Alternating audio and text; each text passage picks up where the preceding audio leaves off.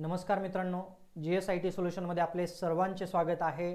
मित्रांनो, तुम्ही कोणत्याही जिल्हा सहकारी बँकेचा फॉर्म भरला असेल तर आपली एक जबरदस्त लेक्चर सिरीज सुरू आहे, ज्याच्यामध्ये आपण 500 पेक्षा अधिक प्रश्न कव्हर करणार आहोत। आणि पहिला प्रश्न तुमच्या समोर आहे आजच्या प्रश्नमालिकेतील। तर मित्रांनो, प्रश्न व्यवस्थित वाचायचा आहे आणि तुमचं उत्तर जे आहे ते उत्तर मला कमेंटमध्ये कमेंट करायचं आहे। आणि मित्रांनो, आपल्या या आजच्या लेक्चरला सुरुवात करण्यापूर्वी माझी एक तुम्हाला खरंच मनापासून विनंती राहील की तुम्ही अजूनपर्यंत आपल्या चॅनलला लाईक, सबस्क्राइब आणि शेअर केलं नसेल तर प्लीज आपल्या चॅनलला लाईक करा, सबस्क्राइब करा आणि सगळ्यात महत्त्वाचं म्हणजे बेल आयकॉनचं बटन दाबायला विसरू नका, म्हणजे असेच माहितीपूर्ण नवनवीन व्हिडिओ सर्वात अगोदर तुमच्यापर्यंत येणार आहे। तर बघा, आजचा प्रश्नमालिकेतील पहिला प्रश्न तुमच्या समोर आहे। तर याच्यामध्ये प्रश्न काय आहे बघा, जिल्हा मध्यवर्ती सहकारी बँक DCCB कोणत्या स्तरावर कार्य करते? हा अतिशय उत्कृष्ट आणि महत्त्वाचा प्रश्न आहे। ग्राम स्तरावर, तालुका स्तरावर, जिल्हा स्तरावर आणि राज्य स्तरावर लॉजिकल प्रश्न आणि उत्तर तुम्ही कमेंट केलेला असेल तर जिल्हा स्तरावर काय करत असते? जिल्हा मध्यवर्ती सहकारी बँक काम करत असते। पुढचा प्रश्न बघा तुमच्या समोर आहे। बघा मित्रांनो, प्रश्न काय आहे व्यवस्थित वाचायचा आहे। नाबार्ड कोणत्या बँकांना पुनर्वित्त किंवा रिफायनान्स देते? तर व्यावसायिक बँकांना, ग्रामीण बँका व सहकारी बँका, परकीय बँका, खाजगी बँका। चला, आणि याचं करेक्ट आन्सर आहे नाबार्ड जे आहे ते ग्रामीण बँका व सहकारी बँकांना रिफायनान्स करते। पुढचा प्रश्न मित्रांनो तुमच्या समोर आहे, सहकार क्षेत्रातील उत्पादनापेक्षा वितरण हे तत्व कोणत्या देशात उदयास आले? बघा, सहकार जे क्षेत्र आहे त्या सहकार क्षेत्रामध्ये उत्पादनापेक्षा वितरण जास्त झालं पाहिजे हे तत्व कोणत्या देशास उदयास आले? फ्रान्स, इंग्लंड, जर्मनी आणि भारत। चला, उत्तर आहे ते उत्तर कमेंटमध्ये अपेक्षित आहे आणि याचं करेक्ट आन्सर बघा, इंग्लंडमध्ये काय झालेलं आहे तर उत्पादनापेक्षा तुमचं वितरण कसं असलं पाहिजे? सकस असलं पाहिजे, सरस असलं पाहिजे। हे तत्व जे आहे ते तत्व सहकार क्षेत्रासाठी इंग्लंडमध्ये कशाला आलं? उदयास आलं, त्याची सुरुवात झाली। पुढचा प्रश्न मित्रांनो तुमच्या समोर आहे, भारतात बँकांचे राष्ट्रीयकरण पहिल्यांदा कधी झाले? बघा, भारतातील ज्या काही बँका आहेत त्या बँकांचे राष्ट्रीयकरण पहिल्यांदा कधी झाले हा आपल्याला इथं विचारलेला प्रश्न आहे आणि त्याचं साल दिलेलं आहे 1955, 1969, 1980 आणि 1991। बँकांचे राष्ट्रीयकरण करणं म्हणजे काय हा तुमच्या मनामध्ये प्रश्न असेल तर तुम्ही मला सांगा, याच्यावरती मी डिटेल व्हिडिओ नक्कीच बनवेन की बँकांचे राष्ट्रीयकरण होतं म्हणजे काय होतं। तर बघा, याचं करेक्ट आन्सर आहे 1969 साली बँकांचे पहिल्यांदा राष्ट्रीयकरण झाले। तर तुम्ही मला कमेंटमध्ये सांगा आत्तापर्यंत कितीदा याच्यामध्ये घडामोड झालेली आहे। पुढचा प्रश्न मित्रांनो तुमच्या समोर आहे, बँकिंग रेग्युलेशन कायदा कोणत्या वर्षी लागू झाला? बघा, बँकिंग रेग्युलेशन कायदा, आता हा रेग्युलेशन कायदा काय आहे बँकिंगचा?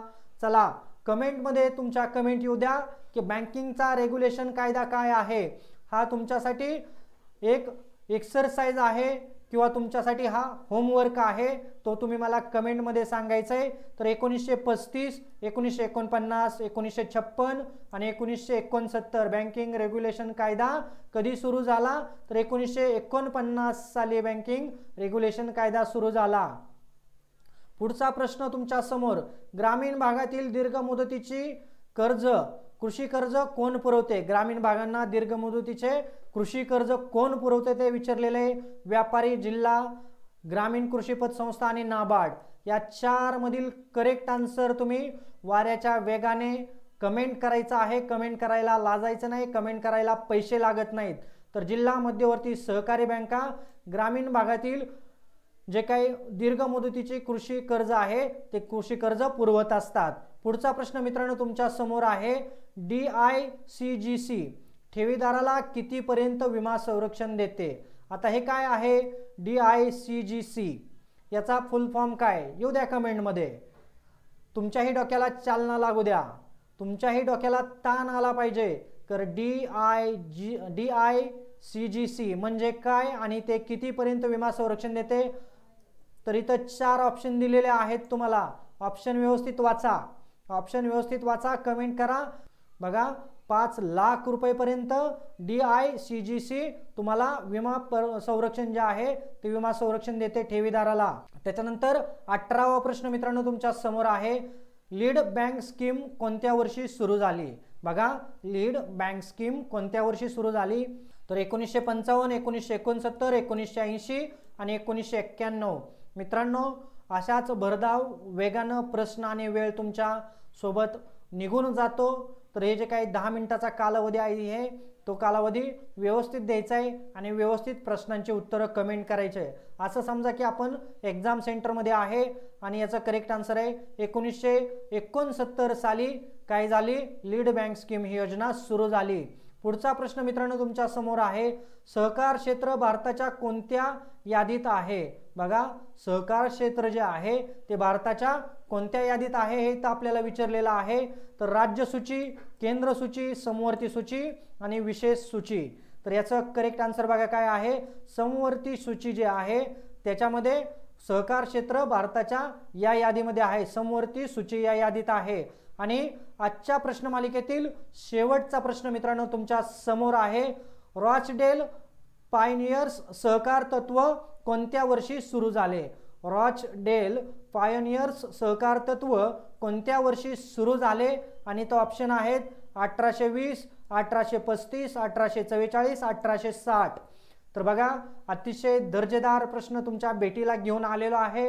त्यासाठी मित्रांनो तुम्ही अजूनपर्यंत आपल्या चॅनलला लाईक, सबस्क्राईब आणि शेअर केलं नसेल तर लगेचच चॅनलला लाईक करा, सबस्क्राईब करा आणि सगळ्यात महत्त्वाचं म्हणजे बेल आयकॉनचं बटन दाबायला विसरू नका मित्रांनो.